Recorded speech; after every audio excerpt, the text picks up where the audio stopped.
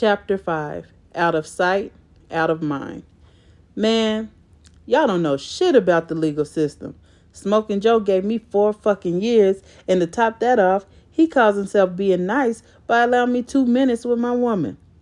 What the hell can I do in 2 minutes in a courtroom full of people, man? This shit in the South is whack as hell, bruh. I should have kept my ass in New York, P Funk says, while venting his anger on the other inmates, the same inmates that led him to believe he would be going home today. Now all the weed will get fucked up, although he assumes Killer will handle things.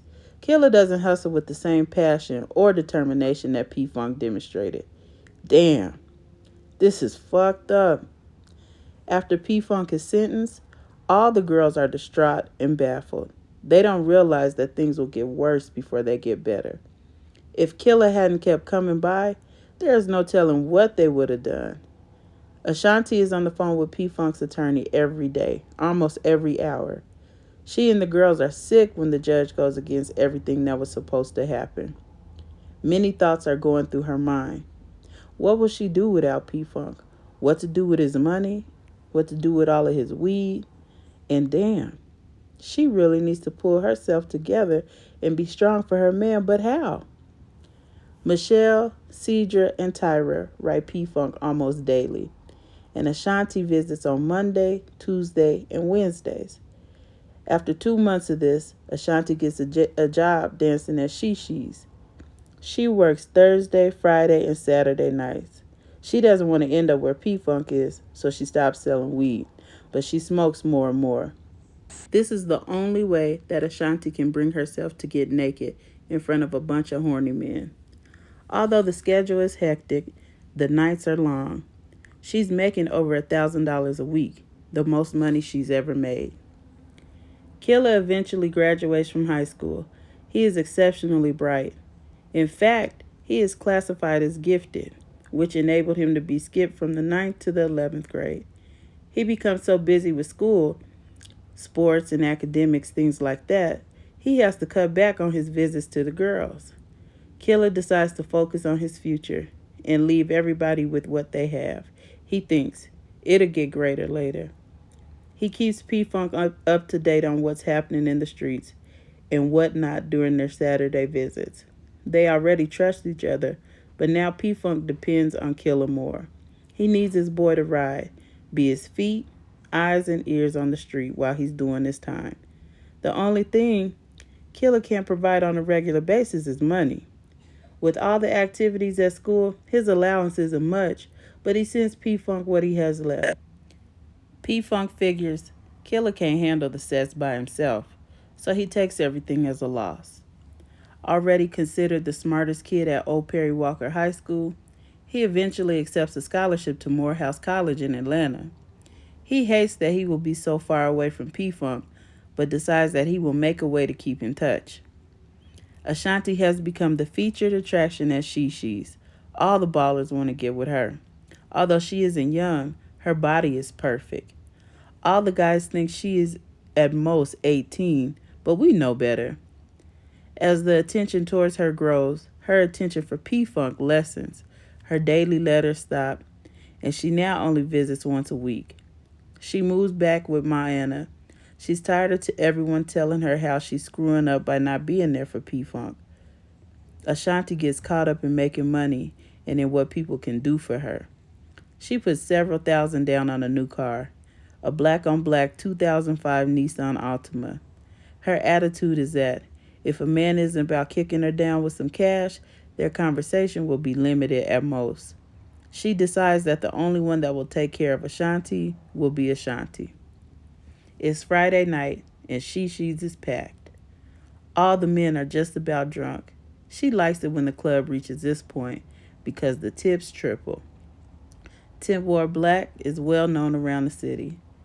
He always hangs out at What's Next, Whispers, or The Bottom Line. Although he attends Delgado Community College, he hustles on the side. This explains all the bling bling. Before arriving at the strip club, he sends 11 white roses to Alexis. That's Ashanti's stage name. On the card, he writes, "You can find the sender of these roses with a bottle of Alizé." The final rose for your dozen will be awaiting. During her performance, Troydale watches from the back thinking, I'm gonna hit that ass tonight. Unless she's a complete square, she won't know that he's 10th Ward Black. He sips on his glass of Alizé. It's the last show of the night. P-Funk is in isolation. He busted a dude upside the head when the cat didn't bring him the commissary he owed him. Since Killer has left, it seems like his money source dried up. From inmate talk, he finds out that Ashanti is street living. He wants to hear from her, but in her letters, she says that she can't visit until the following Monday. After her show, Alexis walks to the candlelit table in the back. Excuse me, does that rose belong with these? It looks pretty lonely back here all by itself. The card is signed Troydale, but she knows she's looking at 10th Ward Black. All the girls talk about him.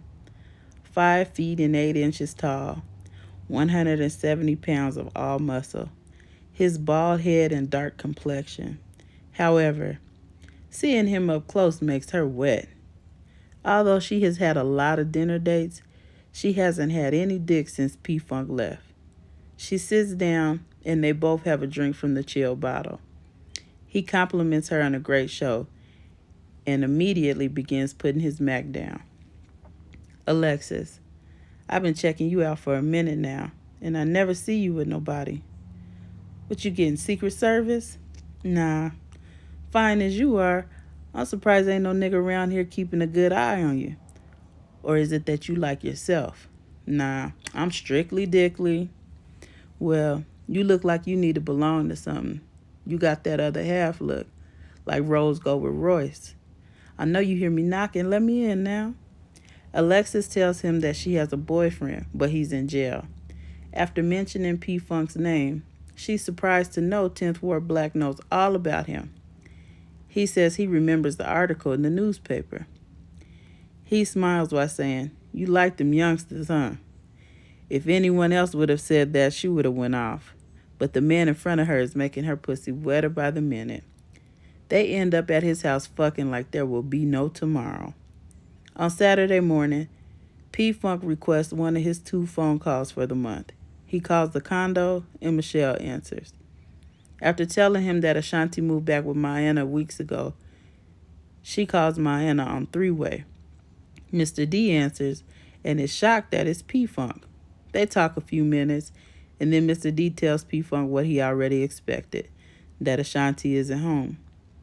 After a few more minutes of small talk, Mr. D says, Young blood, you be easy. Keep your head up, and look me up when you get out. As P-Funk hangs up the phone, he's pissed. Michelle tells him that all the weed is gone, Ashanti has moved, and there's no one able to send him any money. He keeps telling himself that Ashanti will come through.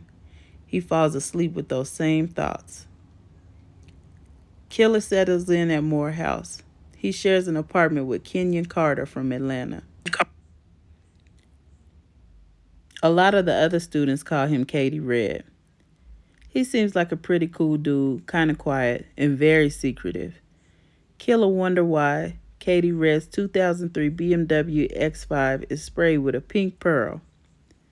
Although he doesn't care for the color, he often rides with Katie Red to different clubs in the city. He notices that Katie Red doesn't go to the popular clubs, but to the ones on the outskirts in College Park. Every time they enter a club, the women rush them. But Killer notices that a lot of guys pass by and wave. When dude across the room in a hot pink suit sends them a bottle of Dom P, Killer wonders, what was that for? Ashanti wakes around noon. 10th Ward Black is in the shower. She calls the condo to see if P-Funk has called. She's feeling guilty for betraying her trust. However, the thought of having her cake and eating it overrides her sense of guilt. Bitch, where are you? P-Funk done called here. I know you ain't tricking already. Michelle snaps at her. Ashanti lets Michelle know about 10th Ward Black and that she's chilling with him for the day, but will be at work tonight. If Paul calls back, tell him I had to go to the hospital. Michelle dislikes the way Ashanti is treating P-Funk, but doesn't say anything. When she hangs up the phone, she tells Cedra and Tyra how Ashanti is tripping on P-Funk. Cedra takes note of this. Maybe she can have P-Funk to herself after all. Cedra has continued writing P-Funk on a regular basis. She doesn't have any money to send, but the memories they've made stay in her mind. Killer leaves out early to mail his only $50 to P-Funk. While putting his key in the Continental, he notices a pink BMW parked next to Katie Red's BMW. He jumps in his car and heads to the post office. Last night had really been a blast. After the bottle of Don P, Katie Red told Killer all his business, how he's getting X pills for only $3 a pop and selling them for $20 to $25 each. In a month's time, he was distributing 1,000 pills. He promises to put Killer down, and Killer wants to make sure he jumps in with both feet. After leaving the post office, Killer calls his mom on his cellular. Ma, my transmission blew out last night. I need $1,000 plus some pocket money. He lied to his mother. This would be his come-up money. After hanging up with his mother, he calls the condo to check on the girls. Yo, what's up? Who this? Michelle. Who there with you? Cedra and Tyra. Where's Shanti? Stayed out with some niggas named Black. Man, you can't be serious. That's fucked up, right? Yeah, real fucked up. Y'all got any cash? Nope. Anybody visit Funk? Nope. Man, oh man. I'll catch up.